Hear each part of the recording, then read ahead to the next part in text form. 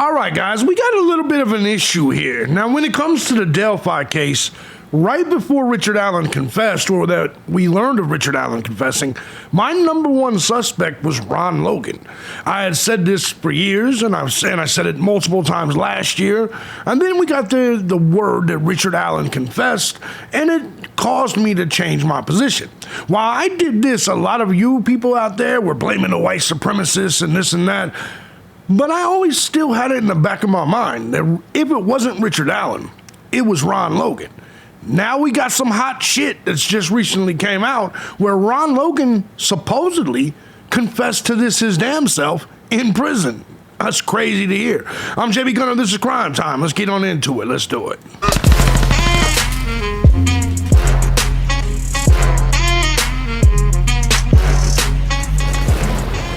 Good morning, Gun Squad. Hope you're doing okay. As you guys know, I'm JB Gunner, and this is Crime Time.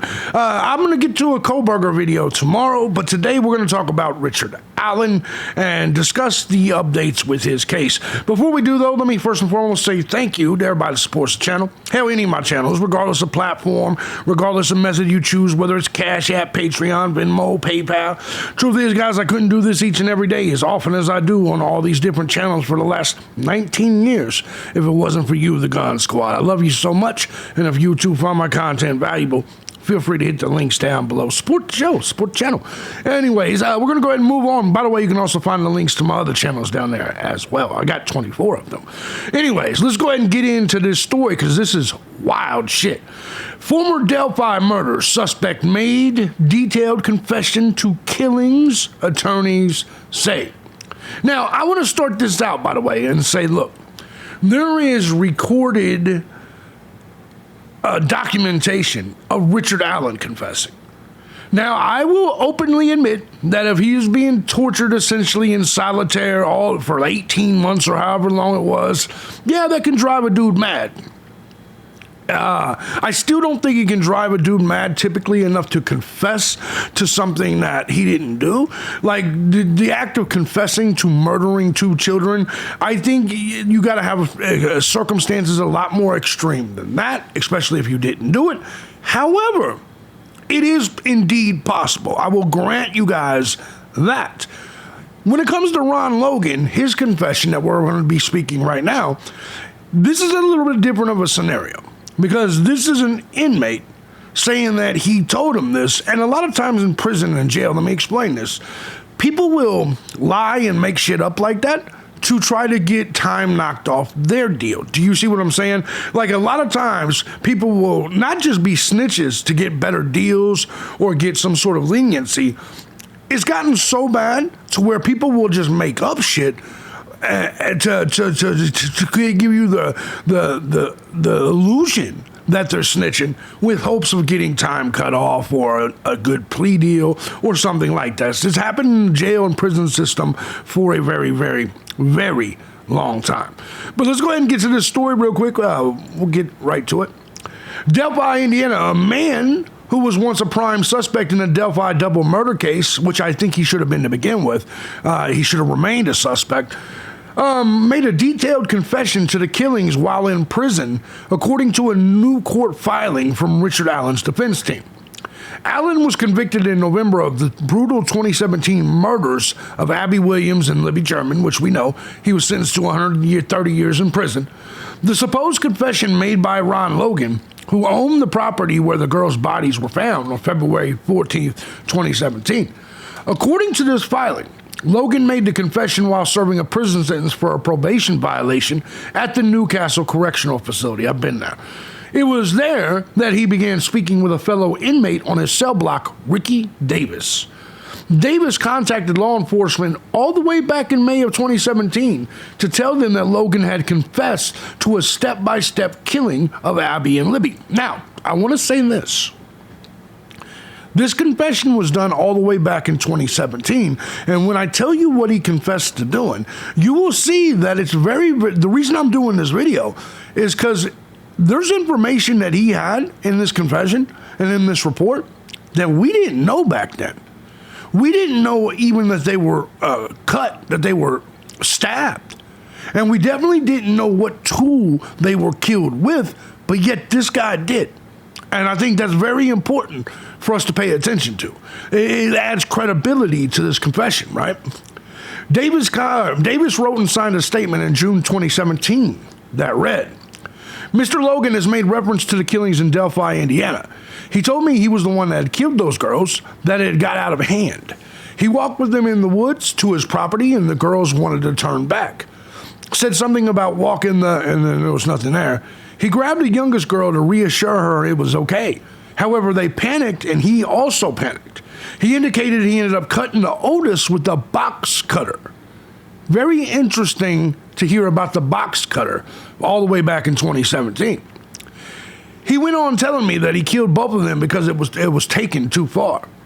Indiana State Police First Sergeant Hansard interviewed Davis on that same day. He wrote the statement. The officer's notes from the interview were also published with the filing and provided more details about Logan's supposed confession.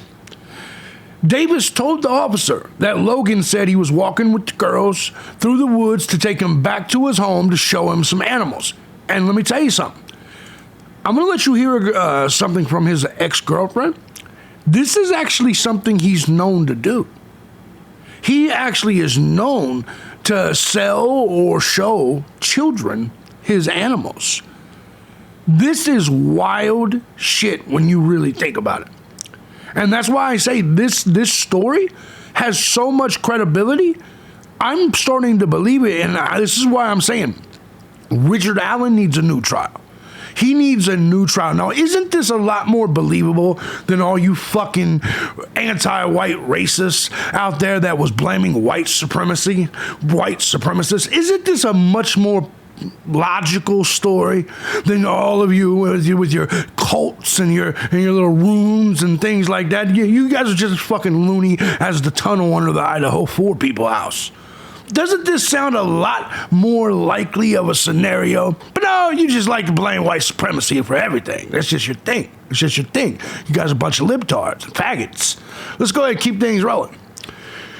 Davis told the officer, anyways, Logan allegedly told his fellow inmate that he used a box cutter to slit Libby's throat and took Abby with him for a while, but never said exactly where. Davis recounted that Logan said he had slit both of girls' throats. Logan returned to the scene of the crime later in the evening while the searches for the girls were taking place. According to the filing, this is believable too, and I'm going to explain to you why. Davis said Logan told him he tried to move Libby's body to an area where it wouldn't be found. Logan said he burned the clothes he wore that day in the fire pit, according to Davis' statement. Logan's supposed confession contained details that were not made public at that time as well, as that came out in Richard Allen's trial, of course. Logan was a prime suspect in the early days of the investigation, so much so that an FBI agent was able to obtain a search warrant for his home. Now keep listening. In that warrant, Agent Nickel Robertson said Logan's phone pinged in the area of the Monon High Bridge Trail around 2:09 p.m. on the day the girls were murdered. The prosecution contends the girls were killed around 2:32 p.m., but that's the last time Libby's phone registered any movement. The data from Logan's phone also shows he sent a text message later that evening at 7:56 p.m., and Robertson said the ping shows Logan's phone was likely outside of his residence in the proximity of where LG and AW bodies were located. That same phone data shows Logan received a text at 10:16 p.m. the same night, and again, it indicates that Logan's phone was likely outside of his residence and in the proximity of the dead bodies. The data would line up with Logan's alleged confession that he returned to the scene later that evening. So, the phone data even supports this. Now, why did the FBI, why did the Indiana State Police keep this away from the defense? Another detail of Logan's confession that lines up with the evidence is as he attempted to move Libby's body. Crime scene reconstructionist Pat Cicero testified during Allen's trial that Libby was dragged to where she was ultimately found. While Logan made a reference to sexual assault in his supposed confession, he never mentioned the other details of the crime scene, such as the fact that Libby was nude or that Abby was wearing Libby's clothes. However, the detail Allen's attorneys most focused on in the filing is Logan's alleged mention of using a box cutter. That's exactly right. When Logan supposedly made this statement, the fact that the girls' throats were slit was not made public. Holy shit. And it was determined that this was a box cutter. This was. Now, Francis Gold, the judge, the creepy fucking corrupt judge in this case, has repeatedly ruled against the defense team's attempts to introduce alternative suspects in the murders. Logan's home was ultimately searched, but it was unclear if anything was found that connected him to the murders. Here is the written letter. Here is the written letter. Ladies and gentlemen, we have a problem. We have a fucking problem. Let's see what the news is talking about. Turn now to developing news in the Delphi murders case. Attorneys for convicted killer Richard Allen have filed new motions to try and clear their client's name. A jury convicted Allen in November of killing Abby Williams and Libby German in 2017. Now, the motion of errors filed today questions the timeline for these murders, with new video placing the white van that spooked Richard Allen before the murders at the crime scene 15 minutes after the murders. Now, because there's literally footage that shows that white van that people thought was the one Richard Allen saw not arriving down that road till 2:45.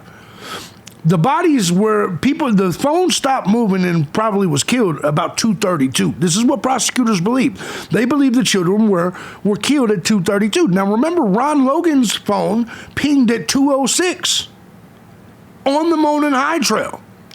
Ron Logan was on the trail. Keep in mind that Ron Logan lied about his alibi. I believe now Richard Allen is innocent. I believe my original belief was just that Ron Logan did this shit. And I will concede that you guys may have been right about the treatment of Richard Allen causing him to confess. I concede that now. Ron Logan, this is too ironic. This can't be real. This is a 2017 report. I believe Ron Logan did this shit. I should have stuck with my original gut feeling. But when Richard Allen confessed, I mean, what do you do? What do you do? Attorneys also claim that Allen's Sixth Amendment rights were violated when his attorneys weren't present at an initial hearing in 2022. And the defense is also disputing evidence from Libby's cell phone after testimony claimed the state found someone was plugged into Libby's phone. That's another thing. The murder. That's another thing. If someone plugged like a headphone jack into the cell phone around 10:30, or they plugged it in at like 5 and then unplugged it at 10:30, which is what they believe happened in the trial, wouldn't that make perfect sense? Wouldn't that line up perfectly with Ron's cell phone pings? Wouldn't that make perfect sense? And he did it to make sure that people searching for him like didn't hear the phone ringing or some shit? And he was just smart enough not to pick up the phone and take the shit to his house? I think Ron Logan did this. And that they didn't bring it to jurors. But the biggest bombshell revealed this morning, another jailhouse confession for somebody who attorneys claim was a prime suspect from the very start. And Dan, all of that really revolves around Ron Logan, the man who owns the property where the girls' bodies were found. And this evening, Fox 59's Max Lewis breaks down what was allegedly said inside of that jail cell. I swear he looks like Bridge Guy.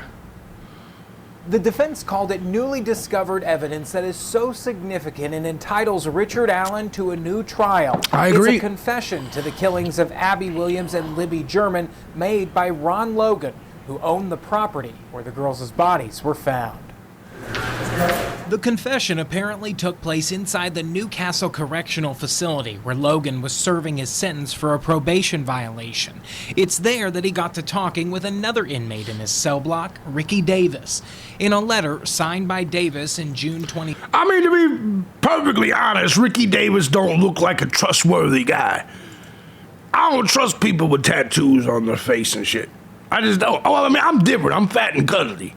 But I normally don't trust people with tattoos on their face. I'm judgmental as fuck. Because I'm going to be honest with you. At the time I got tattoos all over myself, I was doing some bad shit. You know what I mean? But his story sounds legit. 2017, he recounted Logan's confession, writing, quote, "He told me he was the one who killed those girls, that it got out of hand. He walked with them in the woods to his property. The girls wanted to turn back and said something about calling the police." Logan apparently went on to say that he, quote, "grabbed the youngest girl to reassure her it was okay. However, they panicked, and he also panicked." Logan indicated he ended up cutting the oldest with a box cutter. Man. He went on telling me that he killed both of them because it was taken too far. At the time of that supposed confession, the fact that the girls' throats had been slit and that a box cutter was crazy, the likely man. murder weapon were not public knowledge. Right. In fact, it wasn't until the trial late last year that the forensic pathologist who performed the autopsies testified that a box cutter was the likely murder weapon. Yeah, we didn't even Now, know all this looking time. back, they're able to say, well, with that box cutter information, that opened the door. Once they put box cutter and they had a suspect who confessed to using a box cutter, Right. we definitely should have been able to get into at least this other suspect. Yeah, how did they not get that information to the defense? This is crazy. However, Judge Fran Gall ruled that the defense team could not put forward any theories about other potential suspects. In the early days of the Delphi investigation, Logan was a prime suspect. Yeah. So much so that the FBI was able to secure a search warrant for his home. It's unclear if they ever found anything connecting him to the murders. But Allen's attorneys say that confession and the details in it exculpates Mr. Allen. I agree. And would probably produce a different result at a retrial. I agree 100%. Logan died of COVID back in 2022. The That's prosecution convenient. has yet to respond to these claims or any of the others made in these filings. Our legal expert told us that right now it is too soon to tell how or even if this will affect Richard Allen's conviction for the murder. Man, the investigators dropped the ball in this case so bad. In the newsroom, I'm Max Lewis, Fox 15. They really did, man. Attorneys asked for Richard Allen's conviction to be vacated. We don't need to watch that, but I want you to listen to something right here, okay? This is Ron Logan's ex-girlfriend on Bumfield right here. Let's go ahead and listen to this because I want you to pay attention to some of the things she says. Now, their connection is bad, so this isn't my fault, but just let's listen and see if something stands out to you, particularly in regards to that confession. I want you to listen and see if you hear something that sounds familiar. Connie Dillman joins me now live. Connie, thank you so much for joining me as a guest tonight. I want to go back to the comment that you made that as soon as you saw the video and heard about Bridge Guy, you knew it was Ron Logan. Tell me why. I know the way he walks. You know, Now, I do want to say that normally I don't take a scorned ex's word on anything. There ain't nothing worse than an ex-bitch. She'll be the first one to say, your dick was little. Well, hold on, bitch. You just sucked this shit for like 8 years. What are you talking about? You know what I'm saying? You was saying that the whole time. You know what I mean? They'll say all kinds of shit. He was abusive. How come you didn't say that the whole time? You see the point? And so a lot of times when we're dealing with situations like this woman, I don't take what she says serious, but there was one thing that she said that I latched on to. just had an intuition, you know, when I heard, you know, that they were murdered. He does look like Bridge Guy. You know, he wanted Right there, he looks like Bridge Guy. Right there, he looks like Bridge Guy. you know, don't go away, no matter how long ago it was. You know, I had a very volatile relationship with him. You know, it's hard to get away from him. You know, he stalked me and Stalks you, right? you know, he was very aggressive and abusive and manipulative, and you know, it's not something I really want to relive, but I just know his nature. I know his property. You know, it's just I'm just going with my gut feelings. Just Yeah, of course. the kind of person he is. You know, Women's he intuition. manipulated a lot of people. But listen, though. In my family, and And it was hard to get away from him. And just, it's really hard. Can I ask you, did he ever have any interest in young Now girls? listen Did he to show this. any predilection towards young girls when you were his girlfriend? Yes, he sold a horse to a girl that didn't live too far from there, and she was 13 actually. And he was touchy with her, and she'd bring her horse, ride her horse over and stuff. And I just thought that was inappropriate. But Right. I think I know we've gotten fights over that. You know, it's like, oh, I ain't hurting nothing. Just trying to help her out. Now let that sink in for just a second. Ron Logan, if you go back to the confession, remember what he said, the Ricky dude. Said Ron Logan told him he wanted to take him back to see his animals. Now listen to what this woman just said. That is the one part of her statement that I latched on to because it connects directly with the supposed confession. I think it's very likely that Ron Logan did this. And I want to know your guys' thoughts and opinion on this. I have to say that I should have never changed my position to Richard Allen. It was always Ron Logan before this. I mean, you can go back to all my Delphi videos. It's always been Ron Logan to me. And then I let that confession change my mind to Richard Allen. All you people that thought it was white supremacists and shit, you're all still dummies and wrong. It's the Odinites, JB. No, you're just dumb. You're just a dummy, all right? But Ron Logan, normally I would not believe jailhouse confession shit. This one I think I do. Because there's information in this confession that was documented that was out way before we knew the box cutter, anything like this. And the times match up with the phone pings and everything. I think Ron Logan committed these murders. Now he's dead now, so there's no way of fucking solving it. But that means Richard Allen didn't. And that means Richard Allen needs a new trial. And Richard Allen needs to be released. It's just the truth. There wasn't that much evidence for Richard Allen anyway, other than that confession. Now, the question is why did the state of Indiana hold this information from the defense and the public? They were secretive about this whole case for the entire time.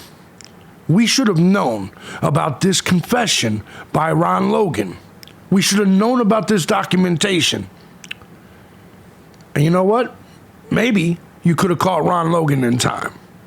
Now he's dead, but I think it's time for the innocent guy to be released or at least be retried. Let me know what you guys think. I'm JB Gunner. This is Crime Time. If you like what I do here and you find my content valuable, feel free to hit the links down below. Show some love to the channel, man. Let me know what you think. Do you think Ron Logan did it, or are you a Richard Allen guy, or are you one of them dummies that think the Odins did it? The Odins, the white supremacy killed those white girls, JB. Right.